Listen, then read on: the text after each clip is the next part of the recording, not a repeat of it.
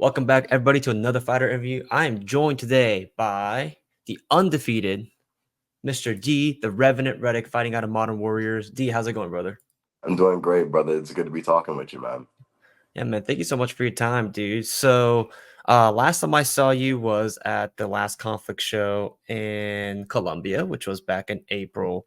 You put on a barn burner against Sam Klepak, uh, one of the best strikers in the Southeast, in my opinion.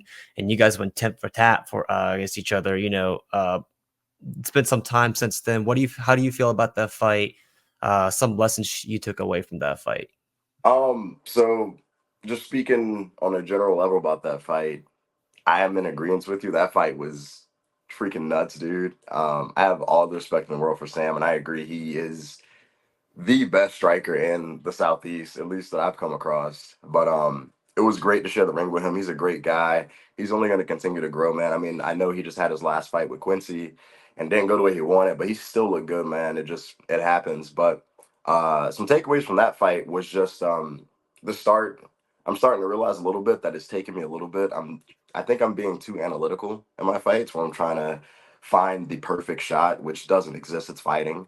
Um, and going through that, I'm like sitting there waiting, and then it's more like, hey, let's kind of get acquainted with the fire and get back and interrupt that conversation. So doing that a little bit sooner and not starting as slow is going to be a huge priority for the next fight and just going on in the future.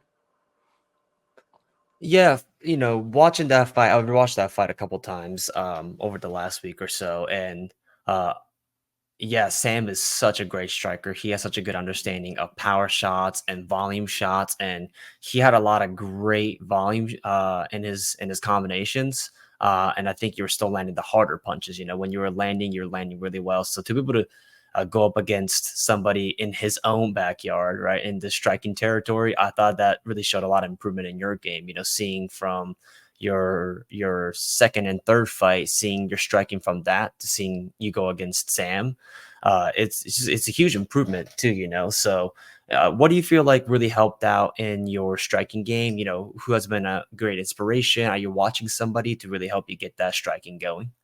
So there's multiple channels I'm kind of getting this mindset from with striking. I gotta first start out with just shouting out like everybody at Modern Warrior. I mean, my coach was just the bare knuckle fighting world champion, and that's in a discipline that's not even his strongest suit, and he became world champion. So I'm constantly just trying to get all the information I can from him. I got guys like UFC Bellator vet Ricky Rainey that comes in and helps me. Joe Pacheco, he's great. He runs the wrestling coach, but he's got some hands too. Tony Loco Soto. The list just keeps going on and on. I got wonderful training partners. And I do think it just kind of comes in with you just gotta when you have people in there in your room and they're telling you all this stuff. The prime example is my coach Duke, one of our boxing coaches. It's just about buying into what they're giving you. Even if it doesn't feel like okay, you just have to have that full trust in that what they're saying is going to get you to the promised land. And it's been 5 fights so far, and all the people behind me have been right. So I'm just going to keep on believing in them. And that's where it comes from. Yeah, your ability to trust your coaches, of course, your coaches and your teammates are amazing. Uh, Accredited fighters also in their own right, but your ability to learn from them too speaks in volumes too. So I know we've had this conversation a little bit, of course, during the interview for that conflict fight. I know you have a D1 wrestling background. Do you want to kind of run me through your journey into that? Into wrestling for Appalachian State, and then also kind of how you segued off of that into the MMA world. Sure, sure. So uh, I don't, it's kind of funny because you're kind of the first person to ask about it and kind of get the scoop into it. I was a D1 wrestler. I started out at Campbell University wrestling under Kerry Colat for 4 or 5 years. And then I went over to App State, which is their rival, which is so funny. But for a year under Coach Don Mark Bentley. And the whole college experience for me just kind of started out as I was a good kid who got good grades because it was just kind of easy for me. And I didn't know what I wanted to do after school. Like, I don't really have like a dream job or anything. So I went to college to wrestle. I ended up getting looked at by a couple colleges, but eventually, like, how can you say no to somebody of the stature of Kerry Cola? So I went there, and I'm coming off of a high school career where I was one of the top guys in the state Um, didn't exactly get to where I wanted to in high school, so that kind of fueled my want to wrestle in college. I go to college, I wrestle. It doesn't go good. It doesn't go good. The record is online for anybody who wants to see, who keeps bringing up, oh, he's a D1 wrestler. No, I got the shit beat out of me a lot. Um, so then that was for 4 or 5 years that happened, training, and it was good. Don't get me wrong, I learned a lot, and the work was good, but I didn't get the results I wanted. I tried it over at Appalachian State. I got a little bit better results, but I still didn't get exactly what I wanted. So by this time, I got 5 years. I got another year eligibility. I'm over here like, man, I've been doing this sport since seventh grade, and I love it, but I think it's time to call it wraps. So we did that. I'm working an office job, and it's like, dude, I need some excitement in my life. Something. This is I can't do this. So I just search up on Google like MMA gyms in the community. First search that pops up is Keith Richardson's Modern Warrior, and it just starts off like that. And the whole idea of failure and turning that into success is what I'm trying to do. Is because my whole wrestling career was a failure, but not letting it stop there and building upon that failure has been able to have me string off 5 wins because I'm trusting in these people and I'm not worried about what happened in the past. That Mhm. I didn't get what I wanted. That's cool. Let's build to the next thing. And so far, so good. So that's the high level of it. And just in the back of my head, I just keep telling myself that I've sacrificed so much for my journey in combat sports that I just need something tangible to show for it. Mhm. And for me, just the physical manifestation of a belt in my hands would be it. But as you know, specifically, Brandon, that feeling of winning is so addicting that you just want to get back in there as soon as possible. So I'm just enjoying the ride and letting all the wins, all the glory, and everything come to me and my team. Yeah, man, well said. And you don't need me to tell you this. You have more wins than I have my fights. But you mentioned your college wrestling was a failure, but you choose to look at it as I'm gonna build upon that and then make it a success. And it's all just Totally. part of that, failing to succeed kind of thing. And again, you have been showing not only your grappling, but you're willing to stand and bang with all these guys, who are strikers. And again, seeing your game change from when you fought on APFC to your last fight against Sam, I thought it showed tremendous amount of improvement. I'm really excited to see you fight for your upcoming fight, which is the next segue. Fight for 16, your title fight against Jacob Pice. I know you guys have a bit of a online beef going. It seems like this is a pretty typical thing that Jacob does, which that's whatever that's his thing. Do you Can you run me through like your timeline of how this beef started? Yeah, of course. So I think it all kind of started off a little bit when early on, I think about my second or third fight, this kid like hits me up on Instagram and everything, and he's like asking for a fight. And I take a look at him on a high level, and then you can kind of see a little bit of the antics from the jump. So I'm just like kind of watching and looking, but I'm not saying too much. I'm kind of messing with him a little bit. The journey goes on for about a couple months, and then he's stringing together a couple wins, and he's starting to become a little bit of somebody that will make an interesting fight. But he also, as we talked about, kind of brings in those antics, and that kind of came in, which kind of made the fight become what it is.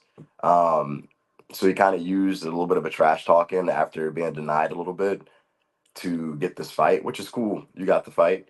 Um, I just don't think that he knows that this is kind of different than what he's previously done because through those past couple of months of, just verbal back and forth and everything, there's a couple things that are said that, are well within the realm of, hey, we're just building up fight stuff, but there's also things that you say that get you punched in the mouth. Mhm, And he's done and said a couple of those things that has gotten under my skin a little bit.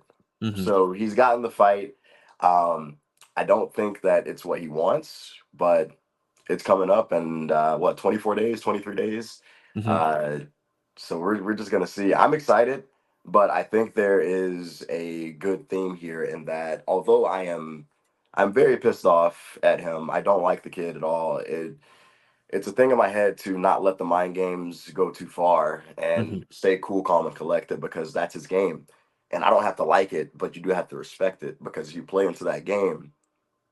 That's how he has what I believe he's 5-1 now. He's got a belt, Mhm. two couple of belts. You can't play into that game. That's his world. So just navigating between those until the fight day comes and just giving everybody a show is what's gonna happen. Yeah, he's certainly, watching a couple of his fights, he's a very unorthodox fighter, him and his brother both. They're, not what I would describe like an athletic fighter, but, Mhm. it's working, right? And, he kinda he'll kinda take that initial blow, and then he'll start giving it back, so I'm curious to see how you adjust to his, again, quote, unquote, "unorthodox style." Mhm. What is your opinion on his style, and what are you doing within this camp to adjust for that? His style is like you said, unorthodox. Um, to be honest, it's more so about the focus of this camp is more so about us imposing our will, more so than Mhm, worrying about what he has to do. Just kind of get away from that analytical thing. And I don't think I have to be as analytical as I was in the fight with Sam at Conflict mhm, because it's a different type of fight. That being said, it's all about being smart with your pressure. I just don't think that he's had anybody pressure him like that. And the one time that he had somebody get close to pressure him who was also a wrestler, he lost.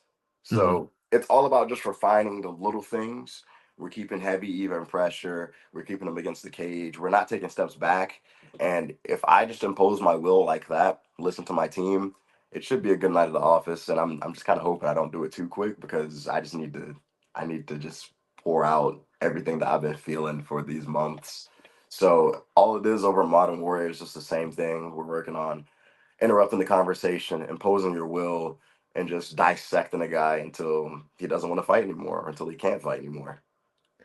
Interesting. So you don't wanna finish this early. You want this to go, you want this to go a little bit longer. So, how do you wanna finish the fight?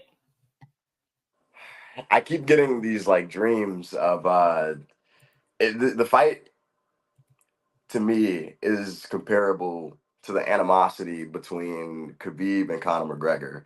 And Mhm, I do think that for a guy who's going around trying to invalidate the skill set I have to finish him with a submission, which is most of his finishes, would be so poetic, especially up against the cage. A little bit of a neck crank to just kind of to deal out a little damage and let that slip under the neck and crank up on that would be so beautiful. But honestly, I have learned over time that you can't play with your food, and I paid for it, not only in wrestling but in fighting before. That if I do get a little too cute or a little too just trying to create something that's not there, that it could come back to bite me. So I would love to choke him out. Don't get me wrong, but if it comes through, I'm standing over him and I'm hammer fisting him down. That's fine. If it comes from a standing knockout or standing TKO, that's fine too. But I just hope that we at least go into the championship rounds because I dream about this every second of the day. I'm obsessed. I think the audience are excited to see some good old fashioned beatdown going on in there. 4 or 5 rounds, and Yes, then sir. getting a good finish. That's everyone's dream right there. So really excited to watch this high level pacing fight. I want to pivot back to the Go farm a little bit to the Modern Warrior family. A lot of people I saw on y'all's boards, the whiteboards where you guys have all the fights listed. A lot of people have a lot of fights coming up, man. You guys had a couple guys who just have fights. Bare knuckle boxing also. So, how's the vibe over at the Goat Farm? Everyone is locked in for this fight. Yeah, it's not just me, and that's the thing that's so great about Modern Warrior.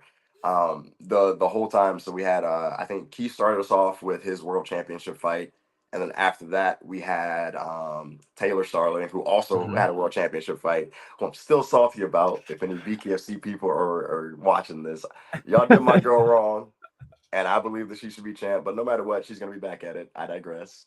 And then it kind of pours over into actually this week we had two guys, but now we just have one. We have Pedro Acosta, who's going to be fighting up in Richmond, Virginia for Anthony Pettis Fight Club, or Fighting Championship. Sorry. That's going to be if it's like the same as last time when we went, it should be on UFC Fight Pass on the early prelims for YouTube. Pedro's killing it. He's firing on all cylinders, and then we roll on until just the brunt of fight for it and conflict. I think we got some guys Mhm. that are gonna be set up on that. So the vibe in Modern Warrior is just been so dialed in that you just have to be firing on cylinders. But the attention to detail has to be equal to all the work that we're putting in, because what sense does it make to be doing all this hard work when you're skimping out on the details?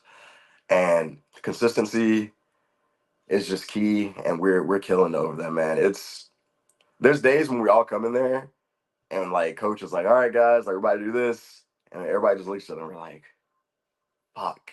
But the beauty about it is that we all do that and we all grind through it, and it's just everybody's just firing on this like one plane of just excellence. And I can't wait to see what everybody's gonna do. It's gonna be insane. We're having something beautiful cooking, and I can't thank Keith for everything he's doing over at the gym to just keep everybody just firing. Just it's beautiful, man. I can't say enough good things about him or that gym.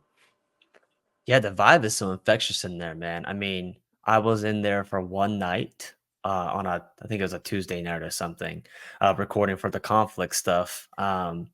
And I actually just saw this clip on Coach Keith Richardson's Instagram page about somebody asking him, "Hey, how do you balance between being a coach, being a gym owner, and being a fighter?" And man, he put y'all through work. I mean, he was first one in there. When I got in there, he was hitting the bag, and then does an hour jujitsu, does an hour of boxing, does an hour MMA, then y'all start sparring. Like it really was. He's so intense, and then everyone's just kind of they're just being led on by that. Everyone's happy, everyone's working hard. So I had Yeah. such a great time being in there, and I see why you guys are able to win so many fights, and you guys are on the come up as definitely one of the best gyms in the Southeast. And you guys are working with um, Brian Battle, of course, in the UFC, and then guys over at Jimmo. So you mentioned about details. Is there anything that cross training you've been able to notice about details, or something that Brian Battle's been able to mentor you on those key details? So something big that I've been working on with Brian, big kudos to him. It's very rare that you get somebody like that, and I'm lucky enough to have. I think I have about 5 or 6 guys who are at that level, a professional Hmm. level that I want to be at. So being able to pick their brains is something that's huge. But going with Brian has taught me that one, there's levels to this. Dude's an animal. Like Hmm. he's the animal. But the thing about Brian, and the same thing with Keith, they both expect, no matter which level that you're at, that you both put out the work that's necessary to get to your goals. But also the same thing that they expect out of themselves is what they expect out of you. So the whole time, Brian's just been telling me mainly about I got to start first. If I'm not starting first, I need to be picking apart what I need to be doing. But whatever I'm doing, it has to be concise and I have to go to it. And a big thing that he's also been telling me is body language, because he's like, dude, like you caught me with like some good shots and everything, and he hit me back with some great shots. But the difference is that if I touch Brian, straight poker face. It's Hmm. very rare, by the way. I don't get too many of them, maybe one or two. Hmm. But when he touches me, it's it's a whole different show. Like I'm getting hit in the body and I'm just kind of like curling over trying to give the poker face and everything. But Hmm. he's like, nah, like you have to quit that shit. Like all that shit is just fuel for your other guy. So it's all about keeping your edge and not giving this guy any other reason to think that he's still in the fight. And that's been huge because most of my fights, and you've seen them, have been back and Hmm. forth. Hmm. And it's been the same for me for wrestling too. I don't know why, but just trying to drill that out of my head about like, I'm going. You want to? Hmm. No, no, no, no. I'm going, not you. I'm going the whole Hmm. time, and there's nothing that you can do about it. So that's been a huge focus as of late. Yeah, what a great lesson, man. That's something that I was taught early on too. I had this guy named Danny in my gym, and he hurt me so bad with the body shot. And then as soon as he saw me winch over, it's like a shark, shark that's just my blood. He's punishing me for that. So I learned that early on too. But yeah, I mean, seeing the body language is so important in fights because a lot of it is optics, right? Like if it's such a close fight, like something like you and Sam, I hate to be the judge that's scoring that, but both of y'all's body language, you guys were both in it. Like you didn't know who was winning at all. It was just such a tit for tat fight. So body language is so important. Um, I want to go a little bit into some of the UFC fights that's been happening recently. So something that I wanted to pick your mind on was, did you watch Corey and Umar fight a I couple weeks didn't ago, ca- Abu Dhabi? I didn't catch that fight. I just caught highlights. Mhm. Um, did Sandhagen squeak that one out? Didn't he? Or did he win? No, he lost. I'd say he got like 1 and 2, but 3, 4, 5. Umar had it that whole time.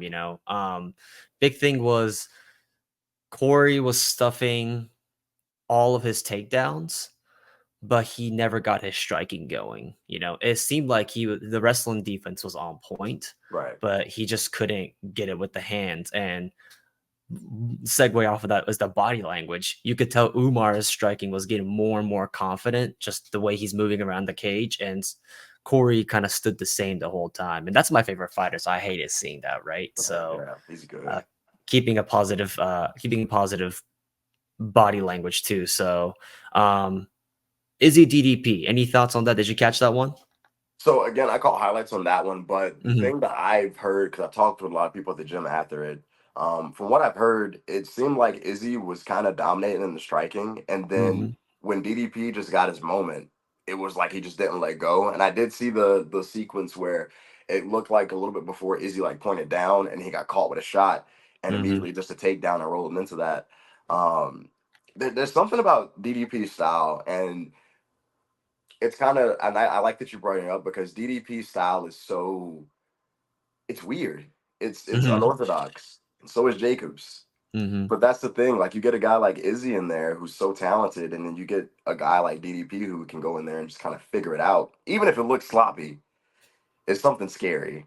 Hmm. Um, yeah, I don't think Izzy's out or washed yet, like everybody's being in the comments and everything. I just think that you just got to go back to the drawing board on some things.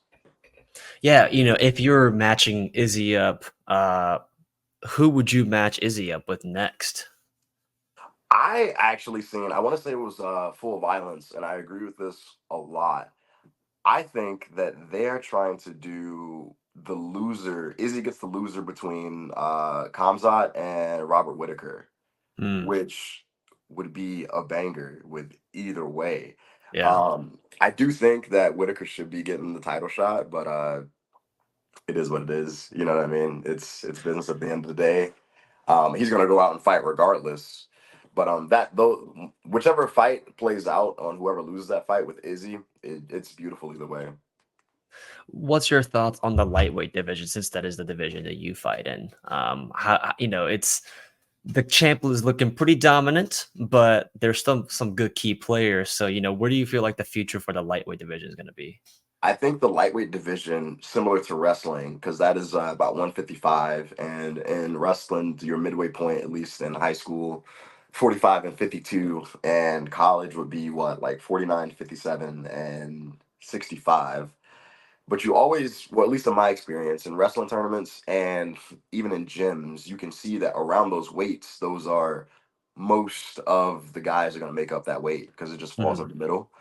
Um, so that brings in, you have different fighters of different heights, different skill sets, and everything. It's chaotic. The 155 mhm, weight class in UFC is so chaotic because anybody in that top 10 could be champ. If you mhm, play out a fight about three different times, you get a different outcome every time, which is exciting. But it's hard to pick a winner in that because like you got so many people that you're just favorites of. Like I love Charles Oliveira. I would do anything to see that man win. But then I I see Islam, and I'm just so biased towards wrestling, but he's shown that he can be so much more than a wrestler. And then you just got legends in there, man. You got DP in there. You got Gaethje in there, man. It's crazy. And you got Max Holloway knocking people out of the way. So it's just yeah, crazy, man. But that's what you need. And we're kind of getting a little bit like that in the Southeast. I mean, you have so many people of different styles. Like you got me, who's going to be a grappler with more so the pressure instead of actually wrestling. And then you got guys like Sam, who are going to be more mhm. technical. You guys got Quincy, who are just going to be all around, just jack of all trades in there. So I love it, but it jerks on the heart a lot because there's so many good guys to just fall in love with, especially when it's your weight class that you can see similarities to, and it can just go either way. But that's the beauty of it, man. That weight class is going to be great for so many years to come. Yeah, lightweight division's been the eye candy of the UFC for many years. I think this is the slowest it's been Which is in crazy to many say. years. Yeah, crazy to say, but yeah, with names like Dustin Poirier, Justin Gaethje, Max, all these guys that are like top. They're like the A-list celebrities of the UFC. But this is the slowest it's been in forever. So we'll see if it picks back up. I love Charlie. I love Charles Oliveira also. So we'll see if he can get another shot at the title again because I still believe. but Islam is pretty fucking good. So we'll see what happens next. Speaking of the future, I want to talk a little bit about your future. So, um, I hope this is okay to talk about. You're getting married this week, yeah?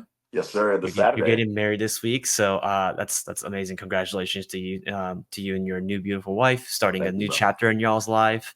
How does getting married change your perspective of your goals in this sports, but also in life?